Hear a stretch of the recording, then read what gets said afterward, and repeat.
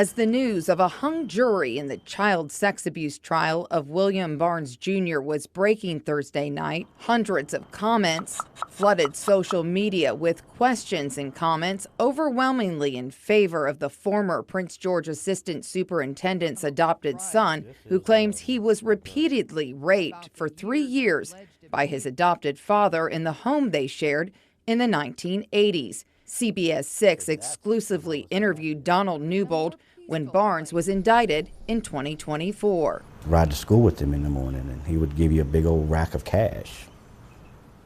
Here, you want some spending money? Don't tell nobody what happened last night. I'm really sorry. If I came up there, I need to stop drinking, and I hope I didn't do anything wrong. It got to the point where if I would just let it happen, it would go away faster.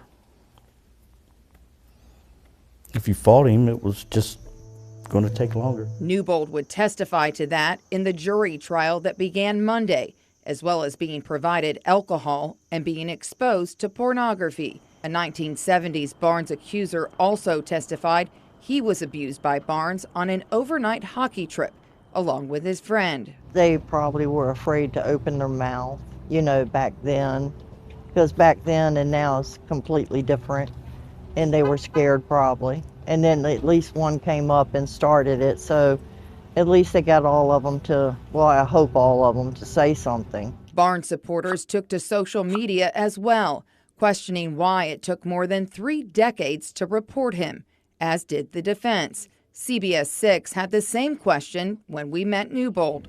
Why did you hold it in for so many years? Scared. Fearful of retaliation was going to be one. The defense also poked holes in Newbold's credibility and submitted evidence of threats he made to his family over text messages. But after 3 days of testimony and 6 hours of deliberations, the jury of 12 could not unanimously come to an agreement on the 6 charges Barnes faces. A new trial date will be set on March 20th.